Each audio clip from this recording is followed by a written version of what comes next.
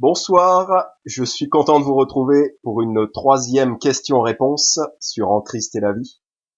Donc, ce soir, c'est une question donc à propos de Luc, chapitre 15, et en particulier au verset 7.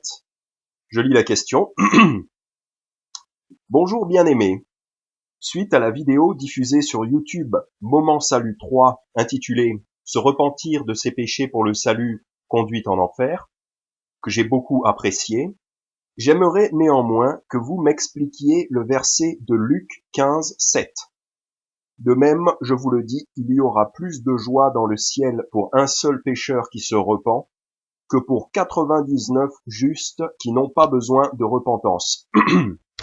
Version Louis II. Je suis un chrétien né de nouveau et je suis passé par les eaux du baptême depuis de nombreuses années et j'ai toujours cru que le salut c'est 100% par grâce au moyen de la foi et sans les œuvres, comme le mentionnent les versets 8 et 9 d'Éphésiens 2. Mais ceux qui enseignent un salut par les œuvres pourraient se servir de Luc 15, 7 pour justement prêcher la repentance des péchés pour le salut. Merci d'avance pour la réponse que vous allez m'apporter. Je tiens à rajouter que les enseignements de vos vidéos m'ont beaucoup éclairé sur de nombreux sujets et je vous encourage à continuer votre travail d'évangélisation. Soyez pleinement bénis, mes frères. Merci, frère, puisque apparemment cette personne est sauvée, d'après son témoignage, donc ça fait plaisir d'apprendre qu'on a un frère.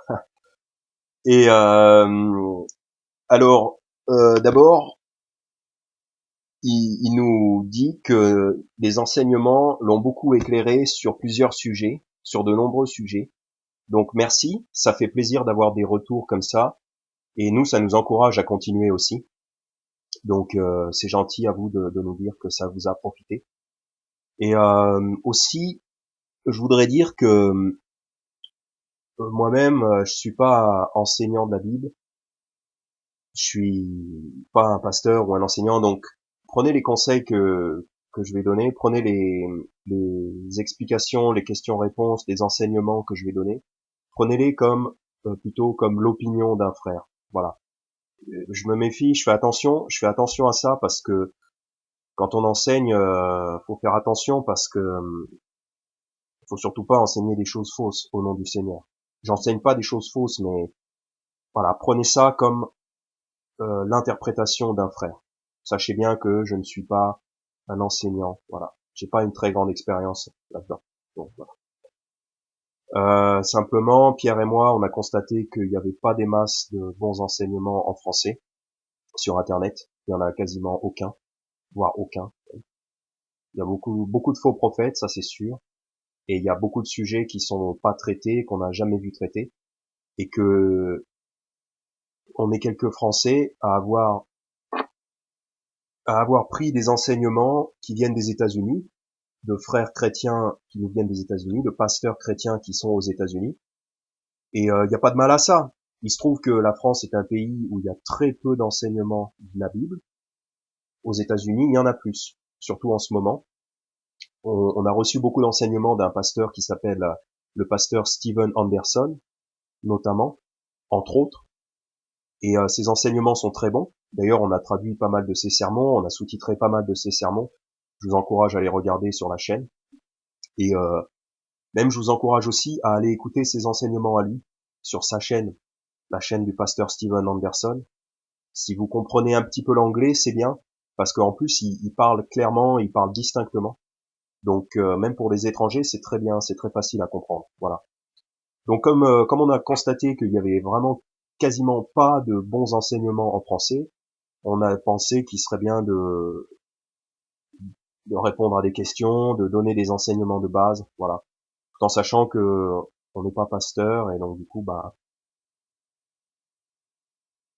faut, faut que chacun étudie aussi pour lui-même, quoi.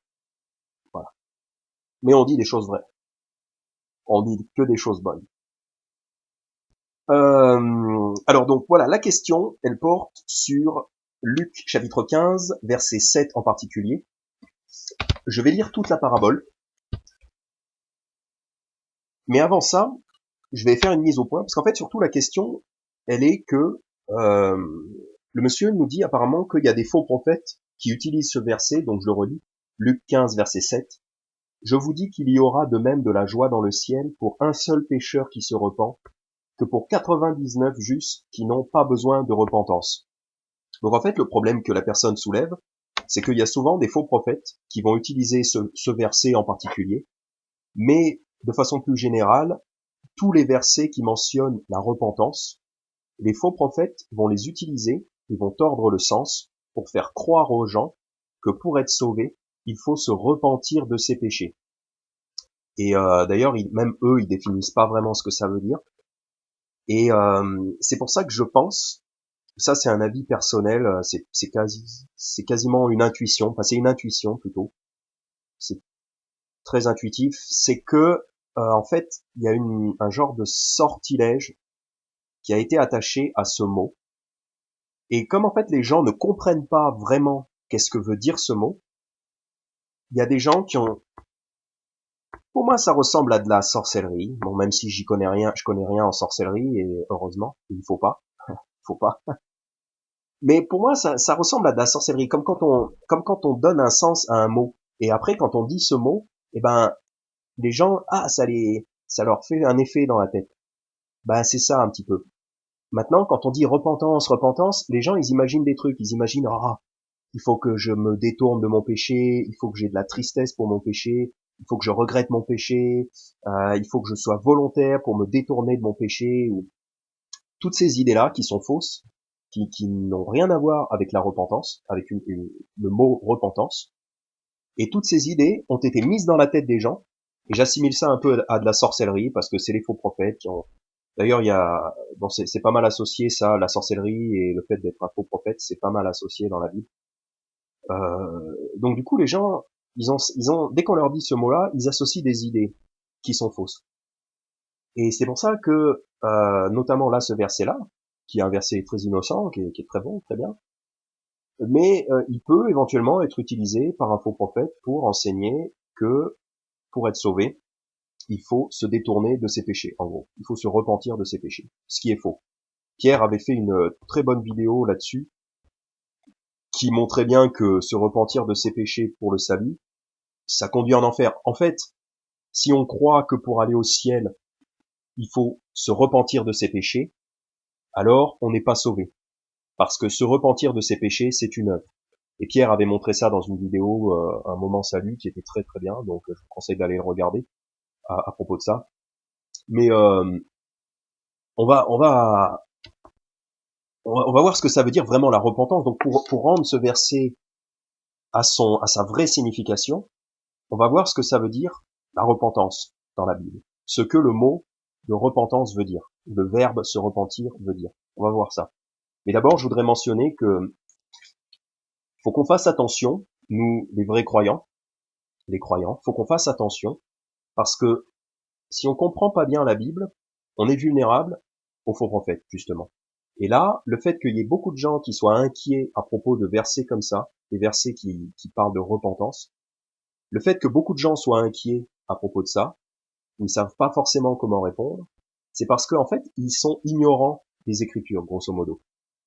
Et du coup, à cause de ça, ils peuvent être induits en erreur, ou alors ils peuvent être abusés par des faux prophètes. Les faux prophètes, eux aussi, souvent, ils sont ignorants, ou alors ils savent, mais ils tordent les Écritures. Et c'est mentionné en 2 Pierre chapitre 3, au verset 15 et 16.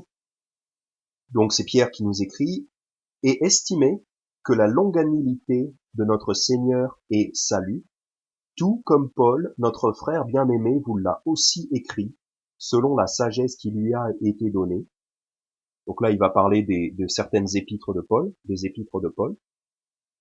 Et comme il le fait dans toutes ses épîtres, quand il y parle de ces choses, parmi lesquelles il en est de difficile à comprendre, que les personnes ignorantes et mal assurées tordent, comme les autres écritures, à leur propre destruction.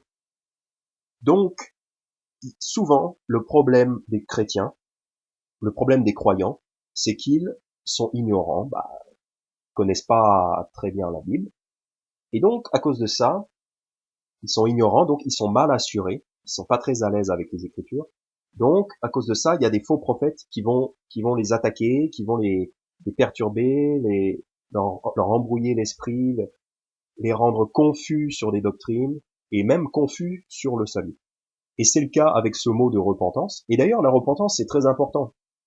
Je vais le mentionner, mais la repentance, c'est très important pour le salut. Et c'est pas pour rien que c'est mentionné beaucoup dans les évangiles et même beaucoup dans le livre des Actes. C'est parce que se repentir pour être sauvé, c'est très important. Et je vais expliquer ce que ça veut dire la repentance au regard du salut, la repentance dans le contexte du salut. Mais c'est très important, c'est pour ça que c'est beaucoup mentionné. Et puisque c'est beaucoup mentionné dans les évangiles et aussi dans le livre des Actes, ben les faux prophètes, ils sautent là-dessus. Ben, dès qu'ils voient le mot se repentir, ils attaquent, ils disent ah, voyez, repentir, repentir, et ils expliquent même pas ce que ça veut dire repentir. Ils laissent les gens, en fait, ils laissent les gens avoir peur avec leurs propres idées qu'ils ont de ce mot sans jamais le définir. Enfin, c'est très moche. C'est très moche. Donc, ça, le problème, c'est parce que les gens sont ignorants. Donc, on va simplement voir ce que ça veut dire que se repentir. Le verbe se repentir, qu'est-ce que ça veut dire?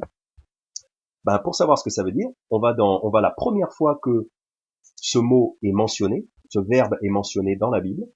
Donc, c'est en Genèse chapitre 5, juste avant de, Genèse chapitre 6, juste avant de détruire la terre avec un déluge. Genèse chapitre 6, verset 5.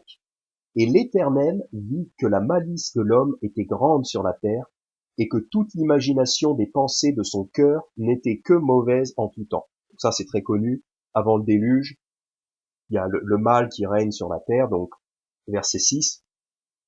Et l'Éternel se repentit d'avoir fait l'homme sur la terre, et il en fut affligé dans son cœur. Et l'Éternel dit, j'exterminerai de dessus la terre l'homme que j'ai créé, depuis l'homme jusqu'au bétail, jusqu'au reptile et jusqu'à l'oiseau des airs, car je me repens de les avoir faits. Donc là, on voit que l'homme est très méchant, il y a la méchanceté sur la terre, et l'Éternel, du coup, il se repentit d'avoir créé l'homme, et il en fut affligé dans son cœur. En fait, quand le Seigneur, quand l'Éternel a créé toute chose, en Genèse chapitre 1, au verset 31,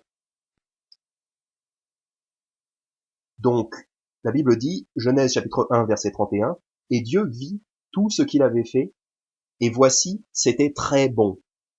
Donc quand Dieu a tout créé, il a trouvé que c'était très bon. Plus tard, y compris l'homme, parce que l'homme vient d'être créé au verset 6, au jour 6, et là on est au verset 31, donc c'est à la fin du jour 6. Dieu vit que c'était très bon, avec l'homme, avec tout, et y compris l'homme. Mais plus tard, en Genèse chapitre 6, il voit que l'homme est devenu méchant, et là il en est affligé dans son cœur. Donc au début, il pensait que c'était très bien, très bon. Ensuite, il pense que c'est très moche, très méchant, et il pense plus que c'est bon. Donc il s'est repenti. C'est ça la repentance. La repentance, c'est un changement d'opinion, changement d'avis. Au début, Dieu pensait que c'était très bien. D'ailleurs, c'était très bien, puisqu'il le dit, c'était très bien. Et ensuite, il est affligé d'avoir créé l'homme dans son cœur. Il est affligé dans son cœur d'avoir créé l'homme. Il s'est repenti, ça veut dire qu'il a changé d'avis. Au début, il pensait que l'homme c'était bien. Après, il pense que l'homme c'est pas bien. En gros. Pour résumer, c'est ça. D'ailleurs, c'est pour ça qu'au verset 7, il dit qu'il extermine tout. Les hommes, les animaux, les oiseaux, tout. Parce que je me repens de les avoir faits. Donc, il les a créés, il a trouvé que c'était bien. Ensuite, il se repent, il change d'avis, c'est pas bien. Donc, il les détruit. Voilà, c'est un changement d'avis. Il a changé d'avis puisqu'il a vu que ça avait dérapé. Il a vu que ça avait dérapé à cause de la méchanceté de l'homme. Donc, il détruit. Il change d'avis et il détruit. Donc là, la repentance, c'est l'Éternel qui change d'avis à propos de l'homme. Voilà. Deuxième exemple. Donc, l'Éternel se repent. Donc déjà, ça peut pas vouloir dire qu'il se détourne de son péché, déjà. Donc ça dépend. Rien qu'avec ça, on voit que ça dépend du contexte. Donc ça peut déjà pas dire que c'est se détourner du péché, parce que l'Éternel n'a pas de péché. Alors ensuite, un deuxième exemple, Exode chapitre 13, verset 17. Donc le peuple d'Israël vient de sortir d'Égypte et ils vont en direction de la terre promise. Verset 17. Or, quand Pharaon eut laissé aller le peuple, Dieu ne les conduisit point par le chemin du pays des Philistins, qui est le plus proche, car Dieu dit, il est à craindre que le peuple ne se repente quand il verra la guerre et qu'il ne retourne en Égypte. Donc là, on a encore le mot de repentance, la repentance. Donc, les Israélites sortent d'Égypte. Au départ, leur objectif, c'est de retourner en Canaan, comme le Seigneur l'avait promis à leur père, Abraham, Isaac et Jacob. Donc, au départ, leur objectif, c'est d'aller là-bas. Donc, ils devraient y aller tout droit.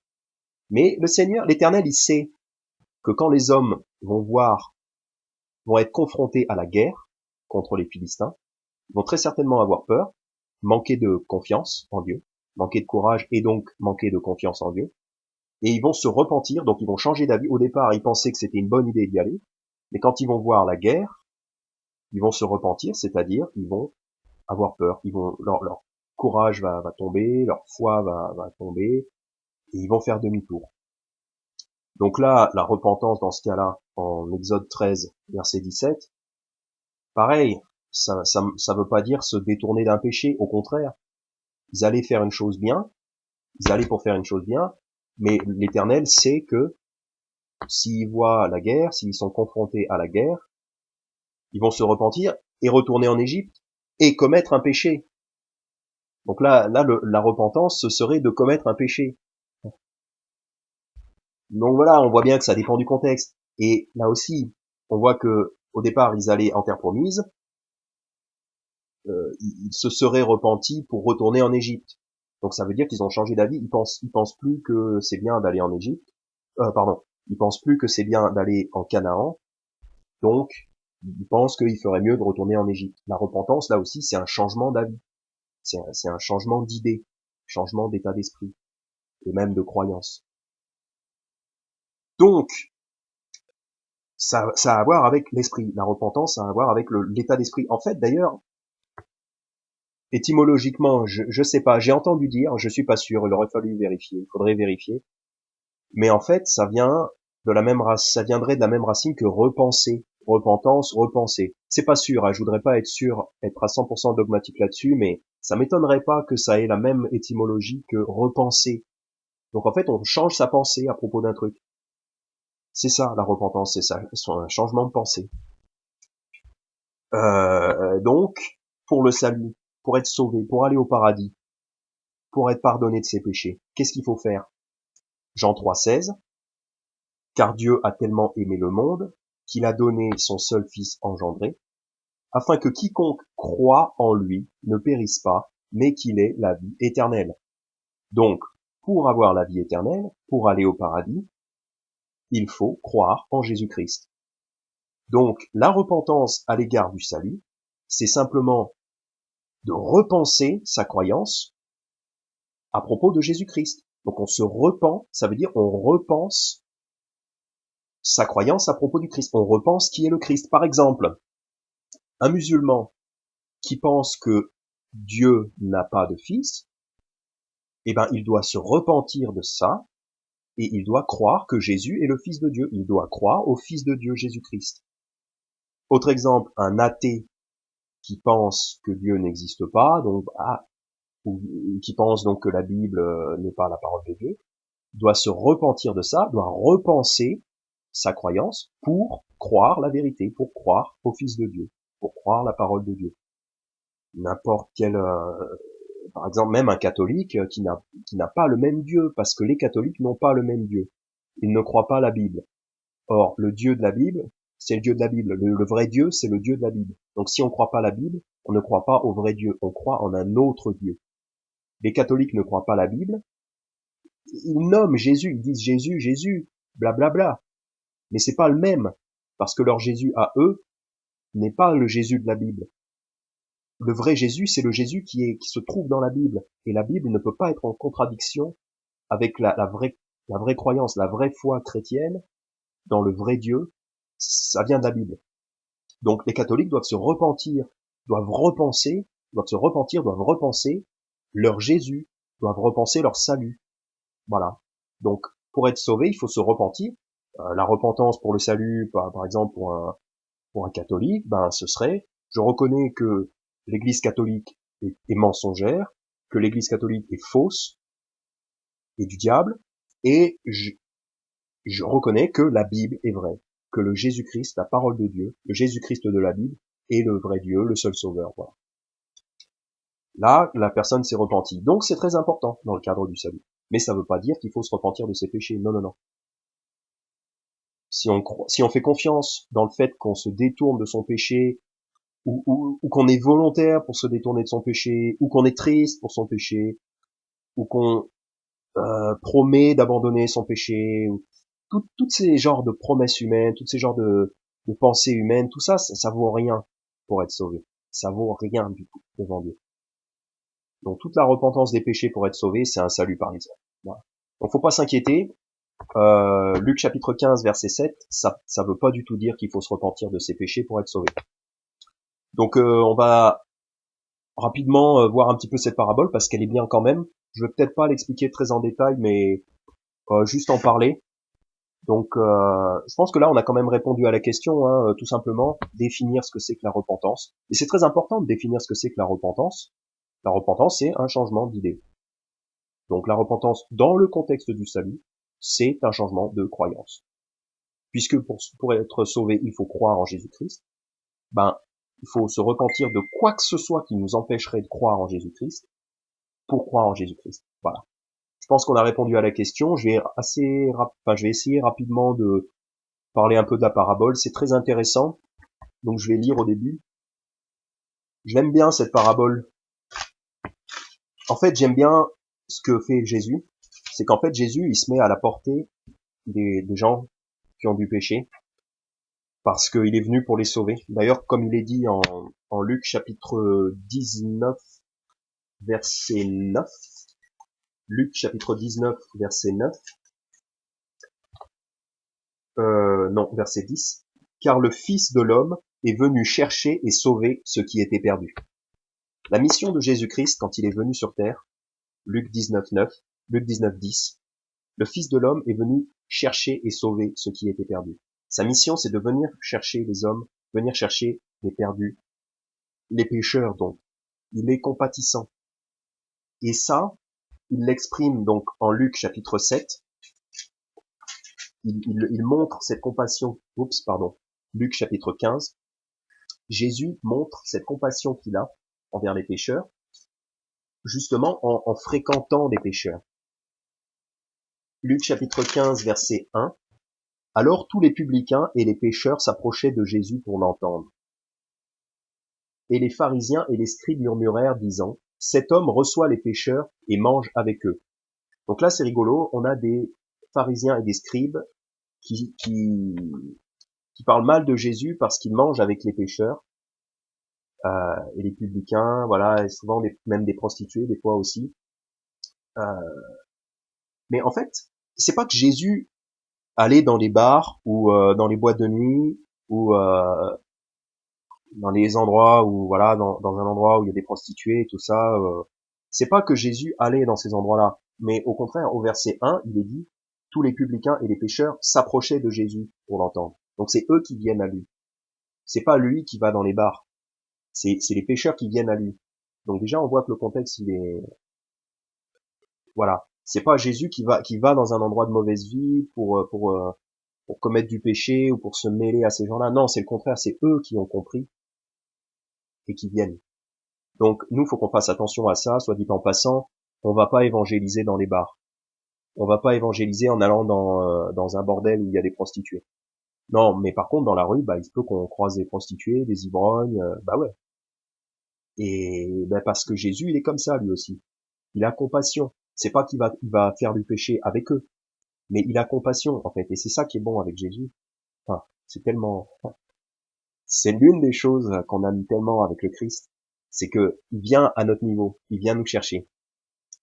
Et il vient à notre niveau et les gens viennent à lui, en fait. Voilà. Il fréquente les pécheurs. Et si Jésus n'était pas venu nous fréquenter sur terre, on n'aurait pas pu être sauvés. Il en est parlé, j'aime bien mentionner ça, il en est parlé en Hébreux chapitre 2, en commençant au verset 16, à propos de Jésus. Car il n'a pas pris sur lui la nature des anges, mais il a pris sur lui celle de la postérité d'Abraham. C'est pourquoi il a fallu qu'il devînt semblable en toutes choses à ses frères, afin qu'il fût un souverain sacrificateur, miséricordieux et fidèle dans les choses se rapportant à Dieu, afin de faire réconciliation pour les péchés du peuple. Car, ayant été lui-même tenté dans ce qu'il a souffert, il peut secourir ceux qui sont tentés. Donc là, c'est très intéressant. Au verset 17, il a fallu qu'il devînt semblable en toutes choses à ses frères. Jésus est devenu semblable aux êtres humains. Et ensuite, au verset 18, il a été tenté dans ce qu'il a souffert. Jésus a souffert. Il a vécu une vie humaine. Et donc c'est pour ça qu'il peut être compassionnel envers nous autres. Et ça, c'est bon parce que du coup, on peut se confier à lui. Il sait ce par quoi on est passé. Et là, dans Luc chapitre 15, justement, le Seigneur, il se met à porter finalement des pécheurs parce que c'est eux qui ont besoin de lui. Et Jésus il souffre, dans le fond, il souffre avec eux. Il commet pas du péché avec eux, mais il vient les voir parce qu'il a compris que ces gens-là souffraient aussi. En Hébreux chapitre 4, donc ça c'est clé, c'est un verset clé. Verset 15, Hébreux chapitre 4, verset 15. Car nous n'avons pas un souverain sacrificateur qui ne puisse compatir à nos infirmités, mais il a été tenté en tout point, comme nous le sommes, cependant sans péché. Donc, il y a une double négation. Donc en fait, ça veut dire que nous avons un souverain sacrificateur qui peut compatir à nos infirmités. Parce qu'il a souffert, il a été tenté en tout point, donc ça veut dire il a souffert comme nous, cependant sans péché. Donc lui, certes, il n'a pas péché, ça c'est sûr. Il a aucun péché en lui, mais il a souffert les mêmes choses. C'est pour ça qu'on aime tellement Jésus, parce que il a été comme nous, et c'est pour ça qu'il peut régner sur nous aussi, soit dit en passant. Et il a tellement le droit de régner sur nous, parce qu'il est tellement compassionnel envers nous aussi. Tellement plus le droit de régner sur nous, c'est bon. On remercie le Seigneur d'avoir un souverain sacrificateur qui est compassionnel envers nous. Et les pharisiens, eux, ils sont pas compassionnels. C'est pour ça qu'ils critiquent Jésus quand il reçoit près de lui des pécheurs. On retrouve cette mauvaise attitude. On retrouve cette mauvaise attitude en Luc chapitre 7. Justement, il y a une merveilleuse histoire. C'est en fait, je vais juste lire le verset des versets 37 à 39. Non, versets 36 à 39. Luc 7, versets 36 à 39. Or, un des pharisiens le pria de manger chez lui, et il entra dans la maison du pharisien, et se mit à table. Et voici, une femme dans la ville, qui était une pécheresse, ayant su qu'il était à table dans la maison du pharisien, apporta une boîte d'albâtre plein de parfums, et se tenant derrière lui, à ses pieds en pleurant, commença à laver ses pieds avec des larmes, et les essuyer avec les cheveux de sa tête, et baiser ses pieds, et les oigner avec l'onguent. Le pharisien qui l'avait convié, voyant cela, dit en lui-même, si cet homme était prophète, il saurait qui est cette femme qui le touche, car c'est une pécheresse. Donc là, on voit la même attitude chez le pharisien. Donc Jésus va chez un pharisien pour à manger, et il y a une pécheresse, donc probablement une prostituée, qui vient et elle fait une démonstration de grande humilité auprès du Christ, parce qu'elle a compris qui il était, elle a cru en lui. Le pharisien n'a pas cru en lui, parce qu'il doute même que Jésus soit un prophète, donc le pharisien n'a pas cru en lui. Mais surtout, l'attitude du pharisien, elle est mauvaise. L'attitude du pharisien est de se détourner de ces gens-là, de même pas les toucher, tout ça. L'attitude de Jésus, c'est le contraire. L'attitude de Jésus, c'est d'accepter que ces gens-là viennent à lui, pour que ces gens-là soient soignés. Et cette femme, elle est sauvée, et gloire à Dieu, on la retrouvera au paradis. Au verset 50, c'est la fin de l'histoire, magnifique histoire. Et il dit à la femme, ta foi t'a sauvée, va-t'en en paix. Donc cette dame a cru en Jésus-Christ, et aujourd'hui elle est au ciel, on attendra. Elle nous attend, pardon. Et magnifique. Elle avait l'attitude de comprendre qu'elle avait du péché et elle est venue vers Jésus. Le pharisien, lui, il veut se mettre à l'écart du péché, mais il comprend pas que lui-même a du péché dans sa vie. C'est ça le truc. Et en fait, la parabole, elle est beaucoup à propos. Je pense que la parabole, elle peut s'expliquer comme ça. La parabole de Luc chapitre 15, elle peut pas mal s'expliquer comme ça. Et d'ailleurs, les gens qui disent que pour être sauvé, il faut se repentir de ses péchés, en fait, ils sont comme ces pharisiens-là. Parce que ils veulent avec eux, ils veulent dans leur royaume, dans le royaume de Dieu, ils veulent des gens qui ont leur propre justice. Parce que se repentir de ses péchés, c'est avoir sa propre justice. C'est moi qui me repens de mes péchés. C'est moi qui me détourne de mon péché. Donc ce serait la justice de mes œuvres à moi. Et les pharisiens, eux, ils veulent, dans le royaume de Dieu, ils veulent des gens qui ont leur propre justice, qui se sont repentis eux-mêmes de leurs péchés. C'est pour ça que les faux prophètes, ils disent tout le temps la repentance, c'est de se détourner de vos péchés, parce qu'ils sont comme ces pharisiens, en fait. Ils veulent pas toucher aux gens qui ont du péché. Ils veulent pas accueillir les gens qui ont du péché. Le Seigneur, c'est exactement le contraire. Il accueille les gens qui ont du péché, il les nettoie, et ensuite il les aide à se débarrasser du péché dans leur vie. Mais il les sauve d'abord, il les accueille il les accueille comme ça. Ensuite, il les nettoie, comme il a dit à cette femme, en Luc chapitre 7, il lui dit, va, ta foi t'a sauvé, va en paix, va-t'en en paix. Il les accueille comme ayant du péché. Il les nettoie, et ces personnes-là peuvent partir en paix. Et ensuite, Jésus et le Saint-Esprit aident ces personnes-là et nous aident nous aussi à se nettoyer de nos péchés pour qu'on puisse vivre une bonne vie. Mais il sauve d'abord. C'est ça qu'il faut comprendre. Le pharisien, lui, il prend tout à l'envers. Le pharisien, il veut d'abord qu'on se repente de ses péchés, et ensuite peut-être on sera sauvé. C'est ça la mentalité des pharisiens, des faux prophètes, de toutes les fausses religions. C'est d'abord faire des efforts pour se nettoyer soi-même, et ensuite venir à Jésus. C'est l'attitude des pharisiens qu'on voit ici. C'est pour ça qu'ils critiquent. Mais le Christ, lui, il est bon. Et d'ailleurs, j'aime beaucoup parce que dans Luc chapitre 15, donc après, il raconte la parabole, au verset 4, il leur conta cette parabole disant, quel est l'homme d'entre vous qui, ayant 100 brebis, s'il en perd une d'entre elles, ne laisse les 99 au désert et n'aille après celle qui est perdue jusqu'à ce qu'il l'ait trouvée? Et lorsqu'il l'a trouvée, il la met sur ses épaules, se réjouissant. Ça, j'aime bien parce qu'il la met sur ses épaules. Donc, il donne vraiment de sa personne pour aller chercher sa brebis. Il fait de l'effort. C'est lui qui fait l'effort d'aller chercher sa brebis. Et c'est bon. Le pharisien n'aurait pas touché à la brebis perdue comme ça. Le pharisien, mais Jésus, lui, au moins, il met la main à la pâte. Il donne de sa personne. Littéralement, d'ailleurs. Et donc, il ramène sa brebis, ils se réjouissent. Et ensuite, au verset 6, puis, étant revenu à la maison, il convoque ses amis et voisins, leur disant, réjouissez-vous avec moi, car j'ai trouvé ma brebis qui était perdue. Donc ça, je pense que, je vais pas m'étendre là-dessus, mais je pense que ça fait pas mal référence au fait qu'il y a des anges au ciel. En fait, tout le ciel se réjouit quand quelqu'un est sauvé. C'est tous les anges, et même le Père devant le Père, tous les anges, les chœurs d'anges et tout ça se réjouissent quand il y a quelqu'un qui est sauvé. Donc c'est ça qui est dit au verset 6.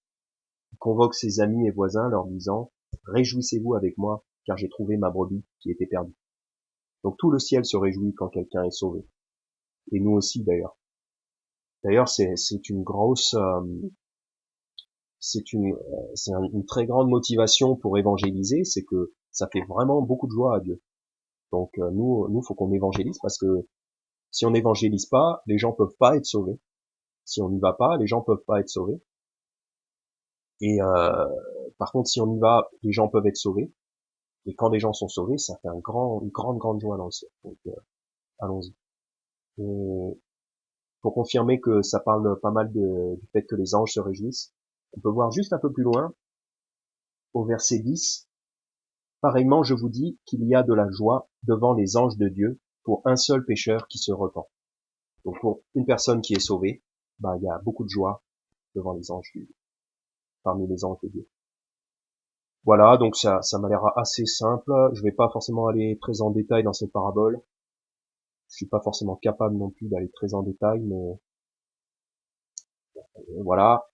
Et ce que je voulais sortir de ça, c'est que du verset 7, il y a plus de joie dans le ciel pour un seul pécheur qui se repent que pour 99 justes qui n'ont pas besoin de repentance. Je pense que les gens qui n'ont pas besoin de repentance, alors soit ça parle de quelqu'un qui est déjà sauvé. Dans ce cas, ben, comme il était déjà sauvé, ben, il n'a pas besoin de revenir à Christ. Il peut pas être sauvé une deuxième fois, évidemment, puisque une fois sauvé, on est toujours sauvé. Donc, en fait, la joie du salut de cette personne, elle a déjà été vécue. Donc, il n'y aura pas la joie d'être sauvé une deuxième fois. Il n'y aura pas la joie que cette personne-là soit sauvée une deuxième fois. Puisque la personne, si la personne est déjà sauvée, bah, la joie, elle est là, elle a déjà été là. Donc, cette joie-là ne sera pas reproduite encore. Ça peut vouloir dire ça. Donc, dans ce cas, ils n'ont pas besoin de repentance, puisqu'ils n'ont pas besoin d'être sauvés une deuxième fois. Voilà. Ça peut vouloir dire ça, mais j'ai entendu dire, et je pense que c'est pas mal aussi, ça peut vouloir dire que ça parle des gens qui pensent qu'ils n'ont pas besoin de repentance, donc ils pensent qu'ils sont justes en eux-mêmes. Et parce qu'en fait, dans l'humanité, tout le monde a besoin d'être sauvé. Jésus nous dit en Jean chapitre 3, en vérité, je te dis que si un homme ne naît de nouveau, il ne peut voir le royaume de Dieu. Donc, un homme ne peut pas entrer au paradis s'il n'a pas connu une nouvelle naissance. Donc, pour tout le monde, il faut croire en Jésus-Christ, il faut qu'il y ait cette nouvelle naissance. Chacun doit passer par la nouvelle naissance pour voir le royaume de Dieu. Donc tout le monde a besoin de repentance, de se repentir, de croire en Christ pour être sauvé. Tout le monde a besoin de ça. Mais il y a des gens qui pensent qu'ils n'en ont pas besoin. Et donc c'est de ça qu'il pourrait s'agir ici. Par exemple, le pharisien qu'on a vu en Luc chapitre 7, lui, il n'a pas cru que Jésus était un prophète. Lui, il jugeait les autres comme étant pécheurs, mais il se rendait pas compte que lui-même était pécheur aussi. Il était juste en lui-même. C'est mentionné pas mal dans le livre de Luc, notamment au chapitre 18, il y a une belle parabole du Christ. Je vais pas lire la parabole en entier, mais en Luc 18, verset 9, il dit aussi cette parabole au sujet des gens persuadés en eux-mêmes qu'ils étaient justes et qui méprisaient les autres. Donc ça, c'est typiquement les pharisiens. Ils sont persuadés en eux-mêmes qu'ils sont justes et ils méprisent les autres. C'est l'attitude qu'on voit, qu'on a vu en Luc 15, en Luc 7. Il y a beaucoup d'exemples dans le livre de Luc de ça. Et dans la parabole en Luc chapitre 18, la parabole au sujet des gens persuadés en eux-mêmes qu'ils étaient justes, dans cette parabole, le pharisien qui est persuadé d'être juste, il ressort, il n'est pas justifié. Par contre, le publicain qui a vraiment compris qu'il était pécheur, celui-là, il ressort justifié, parce il s'est confié en Dieu. Voilà. Donc, les deux, ils ont besoin de repentance. Les deux, ils ont besoin d'être sauvés. Mais il y en a un qui comprend qu'il a besoin de repentance, il a besoin d'être sauvé. L'autre, le pharisien, il comprend pas qu'il a besoin d'être sauvé. C'est peut-être ça dont il est question en Luc chapitre 15, des gens qui n'ont pas besoin de repentance. Et le résultat de ça, puisqu'il y a des gens qui n'ont pas besoin, en fait ils pensent qu'ils n'ont pas besoin, le résultat de ça, c'est donné en Matthieu 21, versets 31 et 32. Donc Jésus parlant aux pharisiens, je vous dis en vérité que les publicains et les prostituées vous devancent dans le royaume de Dieu. Donc les publicains et les prostituées, donc les gens pour qui c'est évident qu'ils ont du péché, ces gens-là n'ont aucun mal à se rendre compte qu'ils ont besoin d'un sauveur. Donc ils vont à Jésus, c'est plus facile pour eux de croire. D'ailleurs nous, pareil, on le voit dans la rue, quand on va dans des quartiers plus pauvres où par exemple il y a des drogues ou des fois même des gens sont des bandits. C'est souvent les drogues et des familles brisées, Les gens se rendent compte qu'ils ont besoin d'un sauveur. Mais par contre, quand on va dans des quartiers, souvent des quartiers un peu plus beaux, où les gens sont religieux, bon, c'est pas toujours aussi blanc et noir, mais c'est plus le cas que dans les quartiers un peu plus riches, où les gens sont religieux, en tout cas. Les gens sont religieux, ils sont déjà justes en eux-mêmes. Ils pensent qu'ils sont justes. Ils pensent qu'ils ont leur propre justice. Et c'est beaucoup moins réceptif. Les gens se convertissent beaucoup moins facilement que dans les endroits où les gens ont, de toute évidence, beaucoup de péchés dans leur vie. Donc, je reprends. Je vous dis en vérité que les publicains et les prostituées vous devancent dans le royaume de Dieu. Donc, ils y sont bien plus facilement. Ils y vont d'abord, ils comprennent beaucoup plus facilement, en fait. Vous devancent, ça veut dire qu'ils comprennent beaucoup plus facilement le salut. Car Jean est venu à vous dans la voie de la justice, et vous ne l'avez point cru. Mais les publicains et les prostituées l'ont cru, et vous, ayant vu cela, vous ne vous êtes point repentis ensuite pour le croire. Voilà la repentance à l'égard du salut, elle est là. Jésus leur reproche de ne s'être point repentis pour le croire. Donc le reproche que Jésus fait aux pharisiens, c'est que quand ils ont vu que les prostituées et les publicains croyaient l'évangile par la prédication de Jean le Baptiste, quand les pharisiens ont vu ça, ils auraient dû prendre exemple et croire eux aussi, de la même façon que les publicains et les prostituées ont cru en Jésus-Christ, puisque Jean prêchait Jésus-Christ. Et là, Jésus dit, vous ne vous êtes point repentis ensuite pour le croire. Ils auraient dû se repentir, ils auraient dû repenser, parce que l'état d'esprit pharisien, c'est de penser qu'ils ont leur propre justice. Ils auraient dû changer d'avis et reconsidérer cet état d'esprit-là et réaliser que non, leur propre justice, ça ne fonctionne pas. Ça ne fonctionnera pas. Pour repenser ça, ma propre justice ne fonctionnera pas. Et il faut donc que je croie en Jésus-Christ. L'attitude de ces pharisiens, elle est donnée, et en fait, c'est l'attitude de tout le peuple israélite qui n'a pas cru en Jésus-Christ, dans le fond. Tous les Israélites qui n'ont pas cru en Jésus-Christ, leur attitude, c'est ça. Romains chapitre 10, verset 2, donc Paul à propos de l'Israël selon la chair, car je leur rends ce témoignage, qu'ils ont du zèle pour Dieu, mais un zèle sans connaissance, car ne connaissant point la justice de Dieu, et cherchant à établir leur propre justice, ils ne se sont point soumis à la justice de Dieu. Car Christ est la fin de la loi pour la justification de tout croyant. Donc on voit que l'Israël selon la chair, ceux qui n'ont pas cru en Christ, ils cherchent à établir leur propre justice. C'est ça leur problème. Parce que la justice des hommes, c'est la justice selon la loi, et la justice de Dieu, c'est la justice selon Christ. Car Christ est la fin de la loi. Normalement, quand on a bien compris la loi, en fait, on devrait comprendre qu'il faut croire en Christ, parce que la loi, elle nous fait comprendre qu'on est pécheur. Et donc, Christ, c'est la fin de la loi, c'est-à-dire, l'objectif de la loi, c'est de nous amener à Christ. Et donc, en suivant la loi, dans le fond, on devrait arriver à Christ. Le problème, c'est que les pharisiens et les gens qui ont la même attitude, même aujourd'hui, ils comprennent pas qu'ils ont besoin de Christ. Donc, ils essayent d'établir leur propre justice. Et ça, c'est les gens, c'est pas vraiment qu'ils ont pas besoin de repentance, mais en fait, ils croient qu'ils ont pas besoin de repentance. C'est comme les aveugles, à un moment donné, dans Jean, Jésus, il parle à des gens, il leur dit, voilà, si vous étiez vraiment aveugle, vous n'auriez pas de péché, mais maintenant vous dites, nous voyons, c'est pourquoi votre péché demeure. En gros, grosso modo, il dit ça. Et ben, c'est un peu pareil. Les gens qui pensent qu'ils n'ont pas besoin de repentance, ben, leur péché demeure. Parce qu'ils ne croient pas en Jésus-Christ. Ils n'éprouvent pas le besoin de croire en Jésus-Christ. Voilà, voilà. Et donc, ces brebis perdues que le Seigneur va chercher, que le Seigneur prend sur ses épaules, ben, c'est nous, principalement. C'est les gens qui, au départ, qui étaient pas sauvés.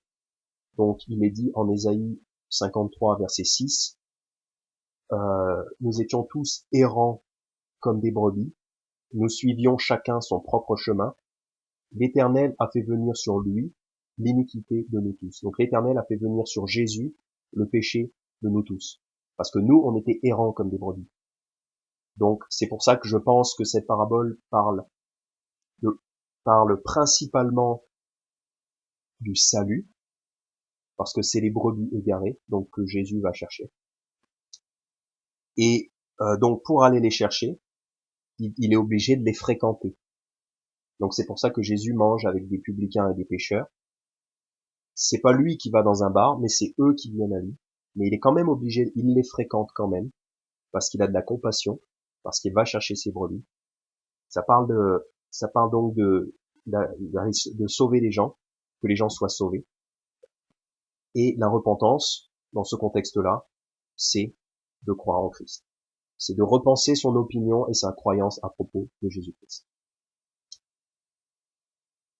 Deuxième application possible, ça, c'est mon opinion.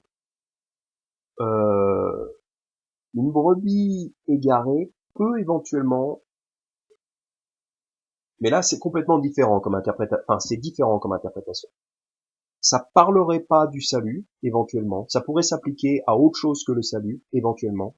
Une brebis égarée pourrait, éventuellement, représenter quelqu'un de sauvé, donc qui croit en Jésus, qui est sauvé pour sûr, mais qui s'est éloigné de Dieu, qui a du péché dans sa vie.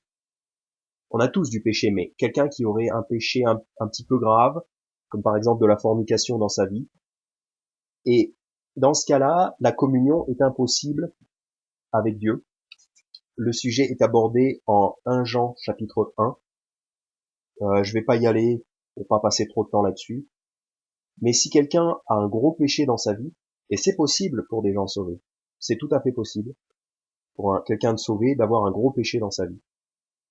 Donc si quelqu'un a un gros péché dans sa vie, quelqu'un de sauvé, ben il est sauvé, mais la communion, une communion proche avec le Seigneur est impossible. Donc dans ce cas, il faut aussi que cette personne-là se repente, et dans ce cas-là, il faut que cette personne-là se repente de son péché, pas pour être sauvé, mais pour retrouver la communion avec le Seigneur. Donc, ça pourrait éventuellement parler de ça dans cette parabole.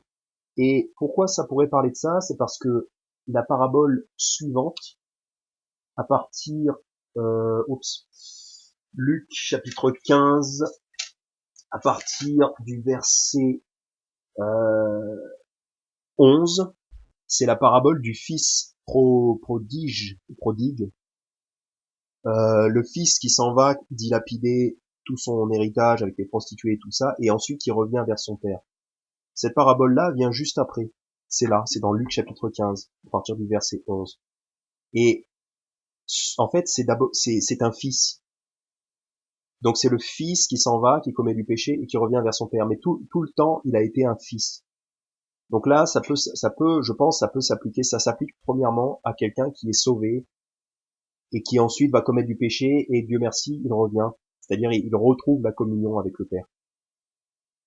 Donc puisque c'est dans le même contexte, je pense qu'on peut voir aussi cette parabole de la brebis égarée comme éventuellement comme quelqu'un qui est sauvé, mais qui va commettre du péché dans sa vie.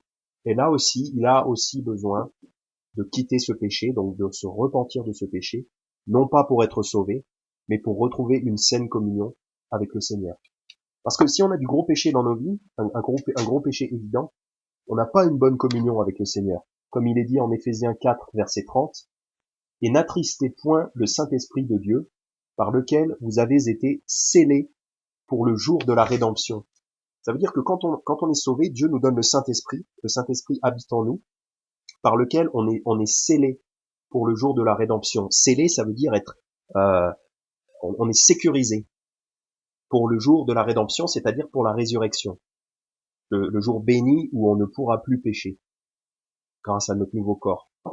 Donc, en attendant ce jour béni, on est scellé par le Saint-Esprit qui est en nous, mais ce Saint-Esprit déteste le péché parce que c'est Dieu. C'est l'Esprit de Dieu qui est en nous. Mais nous, on peut toujours faire du péché. Donc si on commet du péché dans nos corps, le Saint-Esprit, il est attristé, il est dégoûté, il est mal à l'aise, très mal à l'aise. Donc on a une mauvaise communion avec Dieu, la communion est brisée.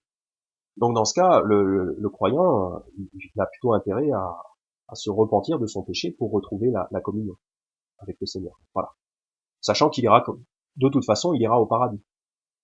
Mais ici-bas, c'est bien que la personne ait une bonne communion avec le Seigneur, personne sauvée. Donc voilà, on peut l'appliquer éventuellement aux deux. Je pense que ça s'applique plutôt à quelqu'un de non sauvé qui a besoin de se repentir pour croire en Jésus-Christ. Voilà. Et pour finir, je voudrais insister donc sur cette idée que la repentance à l'égard du salut, cela n'est pas d'arrêter de pécher, cela n'est pas d'être volontaire pour arrêter de pécher, cela n'est pas d'essayer d'arrêter de pécher, cela n'est pas de promettre qu'on va arrêter de pécher, cela n'est pas de vouloir arrêter de pécher ou quoi que ce soit. La repentance à l'égard du salut, c'est de repenser ce que l'on pense de Jésus-Christ. Donc, quoi que ce soit qui n'était pas conforme au vrai évangile, à Jésus-Christ, on doit arrêter de croire ça et on doit croire en l'évangile, tout simplement. Voilà. C'est tellement simple en fait, mais il faut savoir ce que le mot veut dire. Et quand on sait ce que le mot veut dire, on est à l'abri des attaques des faux prophètes. Et donc, maintenant on le sait, et ça devient beaucoup plus simple. Maintenant, à chaque fois qu'on voit le mot de repentance mentionné, à chaque fois qu'on voit le mot repentance mentionné dans la Bible, dans le contexte du salut, on comprend ce que ça veut dire, et c'est bien, parce que c'est un bon mot. J'aime ce mot. Et c'est important pour nous de prêcher la repentance. Mais par contre, vaut mieux pas utiliser ce mot, parce que les gens, ils ont dans la tête un truc qui est pas correct. Ou alors on l'explique. Mais le mieux, à la limite, c'est de pas l'utiliser. En évangélisation, on l'utilise pas. C'est le mieux. Mais c'est quand même important de prêcher la repentance. Donc, que les gens arrêtent de croire leur fausse religion et croient au vrai Dieu, croire à la Bible. Voilà. Prêcher la vraie repentance à l'égard du salut. Et aussi de prêcher contre les faux prophètes qui font de la sorcellerie dans la tête des gens. Voilà.